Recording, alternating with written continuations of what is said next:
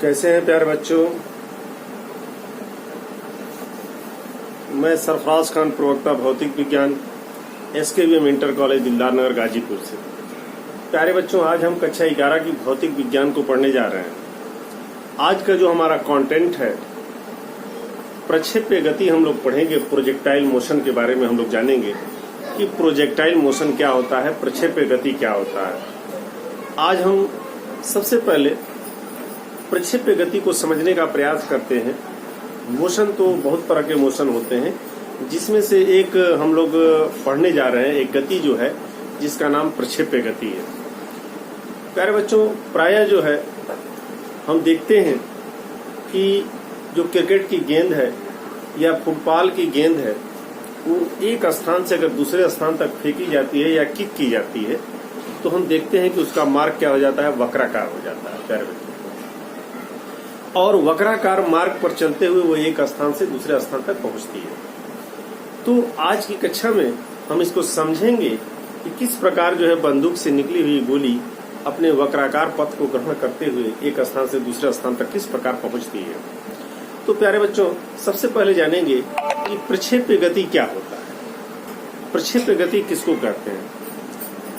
तो जब भी हम किसी पिंड को अगर ऊर्ध्वाधर से भिन्न दिशा में अगर हम फेंकते हैं तो देखते हैं कि पृथ्वी के गुरुत्व के अंतर्गत वो एक वक्राकार पथ पर गमन करती है। इस पथ को जो है हम प्रक्षेप्य पथ कहते हैं और इस गति को हम क्या कहते हैं, प्रक्षेप्य गति कहते हैं प्यारे बच्चों। तो प्यारे बच्चों, आपने सुना होगा किस प्रकार हम डिफाइन कर रहे हैं कि प्रक्षेप्य गति हम किसको कहते हैं, यानी प्रोजेक्टाइल मोशन क्या होता है। हम पृथ्वी से ऊपर, जब हम पृथ्वी से ऊपर किसी वस्तु को ऊर्ध्वाधर से भिन्न दिशा में फेंकते हैं तो वो पृथ्वी के गुरुत्व के अंतर्गत गति करते हुए वक्राकार पथ पर वो वस्तु चलती है। तो हम जो है इस गति को प्रक्षेप्य गति कहते हैं तथा जो ये पथ है उसको हम प्रक्षेप्य पथ कहते हैं। प्राय बच्चों हम देखेंगे कि जो प्रक्षेप्य का जो पथ होता है, उसका जो वक्राकार प्रक्षेप का जो पथ होता है वो परवलयाकार होता है। सबसे पहले हम समझेंगे प्यारे बच्चों कि परवलयाकार पथ किस प्रकार का होता है। तो परवलयाकार जो है 4 प्रकार का परवलय होता है, जिसके अलग अलग समीकरण होते हैं। तो प्यारे बच्चों, तो एक परवलय आपके सामने ये बना हुआ है, एक वक्राकार पथ है, यह परवलय को रिप्रेजेंट करता है। अब हम परवलय जानेंगे कि क्या होता है। तो परवलय प्यारे बच्चों, ये देखें, ये 4 तरह के परवलय होते हैं। एक परवलय होता है x अक्ष की धन दिशा में, दूसरा परवलय होता है x अक्ष की ऋण दिशा में, और तीसरा परवलय होता है y अक्ष की धन दिशा में, और चौथा परवलय होता है y अक्ष की ऋण दिशा में। सारे परवलयों के अलग अलग सूत्र हैं। जो x अक्ष की धन दिशा में परवलय है उसका सूत्र होता है y² बराबर 4ax। जो ऋण दिशा में परवलय होता है इसका सूत्र होता है y² बराबर -4ax। जो y अक्ष की धन दिशा में होता है उसका फार्मूला होता है x² = 4ay होता है, और जो y अक्ष की ऋण दिशा में होता है वो x² बराबर -4ay फार्मूला होता है, यानी x² बराबर -4ay। तो प्यारे बच्चों, अगर गौर से इस समीकरण को हम देखेंगे तो इस समीकरण में एक बात क्लियर है कि इस समीकरण में y का 2 घात और x का 1 घात आता है, या x का 2 घात y का 1 घात आता है, जो कि एक परवलय को क्या करता है, प्रदर्शित करता है। यानी कोई भी ऐसा समीकरण जिसमें y का 2 घात हो, x का 1 घात हो, या x का 2 घात हो, y का 1 घात हो, तो वह समीकरण एक परवलय को प्रदर्शित करता है प्यारे बच्चों। तो जस्ट वैसे ही आपके सामने हम मान ले रहे हैं, इस चित्र का वर्णन कर रहे हैं कि मूल बिंदु O से कोई तोप या बंदूक से किसी गोले को हम u वेग से पृथ्वी से भिन्न दिशा में, यानी क्षैतिज से थीटा कोण पर हम उसको फेंक रहे हैं प्यारे बच्चों। जब उसको हम फेंकते हैं तो देखते हैं कि कैपिटल R दूरी तय करके कुछ समय पश्चात वो बिंदु O डैश पर पहुंच जाता है। तो प्यारे बच्चों, जब O से O डैश पर पहुंचता है तो यह वक्राकार पथ का अनुसरण करता है। अगर u वेग से हम फेंकते हैं तो इसका क्षैतिज घटक u cos थीटा बनता है और इसका ऊर्ध्वाधर घटक ui sin थीटा बनता है। क्षैतिज घटक को ux से और ऊर्ध्वाधर घटक को ui से प्रदर्शित किया गया प्यारे बच्चों। अब हम देखेंगे कि जब भी किसी वस्तु को पृथ्वी से भिन्न ऊर्ध्वाधर से भिन्न दिशा में अर्थात क्षैतिज से थीटा कोण पर या ऊर्ध्वाधर से 90 माइनस थीटा कोण पर अगर हम किसी भी वस्तु को u वेग से फेंकते हैं तो वह एक वक्राकार पथ पर गमन करते हुए चलता है और जो वह वक्राकार पथ होता है वह एक परवलय होता है। इसकी पुष्टि करने के लिए हम एक ऐसा संबंध बनाएंगे प्रक्षेप्य के पथ में और उस संबंध में हम देखेंगे कि जो समीकरण प्राप्त होगा वो समीकरण x का द्विघात होगा और y के एक घात के रूप में होगा। तो वो किसको प्रदर्शित करेगा? परवलय को प्रदर्शित करेगा, क्योंकि हमने परवलय के चारों समीकरणों को लिखा है। x अक्ष की धन दिशा में y square equal to 4ax, x अक्ष की ऋण दिशा में y square equal to minus 4ax, y अक्ष की धन दिशा में x square equal to 4ay और y अक्ष की ऋण दिशा में x square equal to minus 4ay होता है। तो चारों समीकरणों का अवलोकन करेंगे तो x का 2 घात y का 1 घात या y का 2 घात और x का 1 घात का रूप है जो कि एक परवलय को प्रदर्शित करता है। तो जब भी एक हम समीकरण प्राप्त करेंगे तो उस समीकरण में x का 2 घात और y का 1 घात इस रूप का कोई समीकरण प्राप्त होता है तो वह एक परवलय को प्रदर्शित करता है प्यारे बच्चों। अब किसी बंदूक या तोप से हम यहाँ एक गोले को दाग रहे हैं, वह गोला जो है ऊर्ध्वाधर से भिन्न दिशा में दागा जा रहा है जिससे वह वक्राकार पथ पर गमन करते हुए एक वक्र पथ का अनुकरण करता है और यह पथ क्या होता है? परवलयाकार होता है। अब कैसे हम इसको वेरीफाई करेंगे कि परवलयाकार होता है? तो हम इसमें एक समीकरण की उत्पत्ति करेंगे और जो समीकरण बताएगा कि जो है उसमें x का 2 घात है और y का 1 घात है, जिससे हम कहेंगे कि इसका पथ क्या है? परवलयाकार है। अब किसी भी वस्तु को इस प्रकार यदि फेंका जाता है तो उसमें देखेंगे कि 2 तरह का विस्थापन होता है। क्षैतिज विस्थापन भी होता है और ऊर्ध्वाधर विस्थापन भी होता है। अगर ऊर्ध्वाधर से भिन्न दिशा में हम अगर किसी वस्तु को फेंक रहे हैं तो क्षैतिज में भी वो कुछ दूरी पर जाकर के गिरता है और ऊर्ध्वाधर में भी कुछ ऊंचाई तक जाता है, यानी उसमें दोनों तरह का विस्थापन होता है। क्षैतिज विस्थापन भी होता है और ऊर्ध्वाधर विस्थापन भी होता है। तो हम मान लें कि माना एक बंदूक या तोप के द्वारा एक गोले को u वेग से क्षैतिज से थीटा कोण पर दागा जा रहा है। अगर हम गोले को दागते हैं तो उसके t समय पश्चात प्रक्षेपण के t समय पश्चात हम देखेंगे कि उसका क्षैतिज दिशा में विस्थापन क्या होगा। अगर क्षैतिज दिशा में विस्थापन लेंगे तो इसके लिए फार्मूला होगा क्षैतिज दिशा में विस्थापन बराबर क्षैतिज वेग गुणे समय। क्षैतिज दिशा में विस्थापन का मतलब x है, हम इसको x लिख सकते हैं। क्षैतिज वेग हमारा ux है, ux लिख सकते हैं। समय को t लिख सकते हैं। अब क्षैतिज घटक u cos थीटा होता है तो x बराबर ux की जगह पर u cos थीटा हो जाएगा और समय आपका क्या हो जाएगा? t हो जाएगा। और t बराबर जब हम प्राप्त करेंगे तो ये x बटा के देखेंगे u cos थीटा के क्या हो जाएगा? बराबर होगा। तो हमने ये प्राप्त किया कि अगर किसी वस्तु को u वेग से हम प्रक्षेपित कर रहे हैं तो t समय बाद उसका क्षैतिज दिशा में विस्थापन क्या होगा? तो क्षैतिज दिशा में विस्थापन x बराबर u cos थीटा गुणे t होगा, या इससे t प्राप्त करेंगे तो x बटा में u cos थीटा होगा। अब इसी प्रकार हम ऊर्ध्वाधर दिशा में विस्थापन प्राप्त करें। चूंकि वस्तु को नीचे से ऊपर की तरफ हम फेंक रहे हैं तो ऊर्ध्वाधर दिशा में विस्थापन हम निकालेंगे तो हमको गति के द्वितीय समीकरण का प्रयोग करना पड़ेगा। तो h बराबर ut minus half gt square के बराबर होता है। इससे हम ऊर्ध्वाधर विस्थापन प्राप्त करते हैं। इस फार्मूले का प्रयोग करके h बराबर ut minus half gt square का हम ऊर्ध्वाधर विस्थापन करेंगे। तो h के मतलब क्या है? ऊर्ध्वाधर में हमारा y विस्थापन है, h का स्थान पर y लिख लेंगे। u के जगह पर ऊर्ध्वाधर वेग हमारा ui है तो ui लिख लेंगे और t minus half gt square हो जाएगा। अब प्यारे बच्चों यहाँ पर हम जो है मान रख सकते हैं, आप देखेंगे कि y इक्वल टू ui का मान आपका u साइन थीटा होगा। तो ui के स्थान पर हम यहाँ u साइन थीटा लिख देते हैं और आगे जो है ये t है माइनस हाफ gt स्क्वायर हो गया। अब समीकरण 1 से जो हम t का मान प्राप्त किए थे इसी समीकरण में अगर हम रख देंगे तो हमको एक समीकरण प्राप्त हो जाएगा जो y का 1 घात होगा x के 2 घात के रूप में होगा, जो एक परवलय को प्रदर्शित करेगा। ठीक है, तो देखिए हम कैसे इस प्रकार t का मान इसमें हम रखते हैं।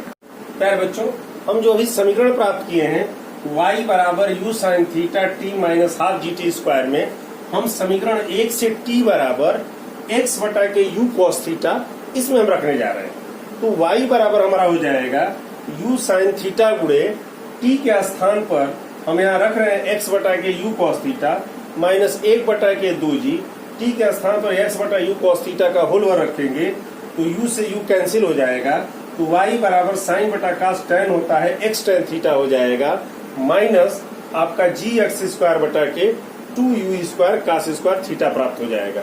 इस समीकरण को अगर गौर से देखेंगे हम प्यारे बच्चों, इस समीकरण को, तो इसमें आप देखेंगे कि x का अधिकतम घात 2 है और y का अधिकतम घात 1 है, जिससे स्पष्ट होता है कि यह जो पथ है वो एक परवलयाकार पथ है, अर्थात यह समीकरण एक परवलय को प्रदर्शित करता है। इसलिए हम कह सकते हैं कि प्रक्षेप्य का पथ कैसा होता है, परवलयाकार होता है प्यारे बच्चों। तो प्यारे बच्चों आपको ये समझना है कि जो हम करते क्या है, इसमें एक बार आपको रिवाइज करके आपको समझा देते हैं कि प्रक्षेप्य गति किसको कहते हैं, प्रक्षेप्य पथ क्या होता है। किसी भी वस्तु को पृथ्वी से ऊपर जब हम ऊर्ध्वाधर से भिन्न दिशा में अगर हम फेंकते हैं तो वस्तु वक्राकार पथ पर गमन करती है। ठीक है प्यारे बच्चों, तो ये जो वक्राकार पथ है इसको प्रक्षेप्य पथ कहते हैं और जो गति करती है उसको हम लोग प्रक्षेप्य गति कहते हैं प्यारे बच्चों। तो अब हम यहाँ हम प्रूफ करने जा रहे हैं कि जो प्रक्षेप्य का जो वक्राकार पथ है वो एक्चुअल में परवलयाकार पथ है, अर्थात प्रक्षेप्य का पथ क्या होता है, परवलयाकार होता है। इसके लिए एक हमने चित्र बनाया प्यारे बच्चों। इस चित्र में हमने देखा आपने कि u वेग से बंदूक से किसी गोली को ऊर्ध्वाधर से भिन्न दिशा में, तो प्यारे बच्चों जब हम किसी पिंड को या किसी वस्तु को पृथ्वी के ऊर्ध्वाधर से भिन्न दिशा में थीटा कोण पर हम फेंकते हैं तो वह वक्राकार पथ पर गमन करता है। और हम यही यहाँ पे सिद्ध किए कि जो वह उसका वक्राकार पथ होता है वो एक प्रक्षेप्य पथ होता है और उसका पथ जो है कैसा होता है, परवलयाकार होता है। इसके लिए एक हम समीकरण हम लोगों ने प्राप्त किया, y बराबर x tan थीटा माइनस जी एक्स स्क्वायर बटा में 2u स्क्वायर कास स्क्वायर थीटा होता है, जिसको हम प्रक्षेप्य पथ का क्या कहते हैं, समीकरण कहते हैं प्यारे बच्चों। और यह समीकरण x के 2 घात है, y का 1 घात है, जो कि एक परवलय को क्या करता है, प्रदर्शित करता है। अब आगे प्यारे बच्चों हम पढ़ेंगे कि अगर कोई प्रक्षेप्य का पथ है और प्रक्षेप्य गति कोई पिंड कर रहा है तो हम प्राप्त करेंगे कि अपनी अधिकतम ऊंचाई तक पहुंचने में कितना समय लगता है। पूरा जब तक वो गोली जो है पृथ्वी से ऊपर रहती है, यानी उड़ान का जितना समय होता है उसको हम क्या कहते हैं, उड्डयन काल कहते हैं। अधिकतम जितनी दूरी पर वस्तु जाकर के गिरती है, क्षैतिज परास। तो प्यारे बच्चों हम अब ड्राइव करने जा रहे हैं कि अधिकतम ऊंचाई तक पहुंचने में कितना समय लगेगा तथा पुनः पृथ्वी पर वापस आने में कितना समय लगेगा, साथ ही साथ कितनी अधिकतम ऊंचाई तक कोई वस्तु फेंकने पर जाएगी या कितनी अधिकतम दूरी तक वो वस्तु जाकर के गिरेगी। प्यारे बच्चों तो देखिए प्यारे बच्चों, अब हम प्रक्षेप्य गति में हम 3 कंटेंट को प्राप्त करेंगे। प्रक्षेप्य गति में उड्डयन काल, प्रक्षेप्य की ऊंचाई और क्षैतिज परास। प्यारे बच्चों तो आइए सबसे पहले हम उड्डयन काल ज्ञात करने के लिए सबसे पहले हम समय ज्ञात करते हैं। तो समय ज्ञात करने के लिए हम जानते हैं कि वस्तु को जो है पृथ्वी से ऊपर की ओर ऊर्ध्वाधर से भिन्न दिशा में u वेग से फेंका जा रहा है। तो जब हम पृथ्वी से ऊपर की ओर किसी वस्तु को फेंकते हैं तो अंतिम वेग हमारा क्या होता है, 0 होता है प्यारे बच्चों। तो हम जानते हैं जब ऊपर फेंक रहे हैं गति का समीकरण v बराबर u माइनस जी टी, ऊपर की तरफ फेंक रहे हैं अंतिम वेग 0 हो जाएगा। u जो है ऊर्ध्वाधर वेग u y होगा और माइनस जी टी होगा। ऊर्ध्वाधर वेग जो है u साइन थीटा के बराबर होता है, तो u sine theta minus G T हो गया, तो जी टी बराबर u साइन थीटा हो जाएगा। या इसी को t बराबर लिखेंगे तो u साइन थीटा बटा के g होगा। तो किसी वस्तु को ऊर्ध्वाधर से हम फेंकते हैं तो उसको अधिकतम ऊंचाई तक पहुंचने में उसको t समय लगेगा, जो t बराबर u साइन थीटा बटा के g होगा। तो प्यारे बच्चों उड्डयन काल क्या होता है, उड्डयन काल का अभिप्राय होता है उड़ान का कुल समय। यदि किसी वस्तु को हम पृथ्वी से ऊपर फेंकते हैं तो जितना समय वो अधिकतम ऊंचाई तक जाने में लेगा उतना ही समय जो है अधिकतम ऊंचाई से पृथ्वी तक वापस आने में लगेगा प्यारे बच्चों। तो इसका मतलब है उड्डयन काल 2t के बराबर होगा, यानी उड्डयन काल यानी कुल उड़ान का समय, यानी हमने किसी वस्तु को पृथ्वी से ऊपर फेंका तो t समय में अधिकतम ऊंचाई तक गया और फिर t समय में वो लौट करके अपने पृथ्वी तल पर आ जाएगा तो टी और टी मिलकर 2t हो जाएगा। यह उड़ान का कुल समय उड्डयन काल कहलाता है। उड्डयन काल कैपिटल टी बराबर 2t हो जाएगा। स्मॉल टी का मान ऊपर हमने निकाला है तो रख देंगे, तो उड्डयन काल कैपिटल टी बराबर 2u sin थीटा बटा के g होगा।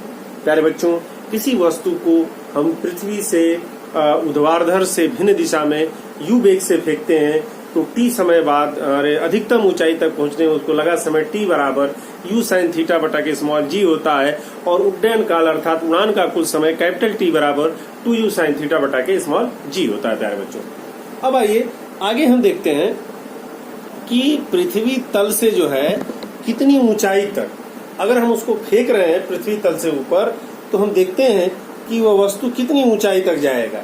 अगर हम उसको ऊपर की तरफ फेंक रहे हैं तो हम गति का समीकरण v स्क्वायर बराबर u स्क्वायर माइनस 2gh ले सकते हैं। चूंकि ऊपर की तरफ फेंका जा रहा है, अंतिम वेग 0 है, u ऊर्ध्वाधर वेग है, तो u sin थीटा का होल वर्ग माइनस 2gh बराबर u square sine square theta हो जाएगा। और h बराबर अगर इसी को हम लिखते हैं तो u square sine square theta बटा के 2g हो जाएगा। प्यारे बच्चों, तो किसी भी वस्तु को हम अगर ऊपर की तरफ फेंकते हैं तो उसकी ऊर्ध्वाधर ऊंचाई h बराबर u square sine square theta बटा के 2g के क्या होगा, बराबर होगा। प्यारे बच्चों, तो आप समझ सकते हैं कि हम लोगों ने प्राप्त कर लिया कि ऊर्ध्वाधर ऊंचाई के लिए क्या व्यंजक होगा।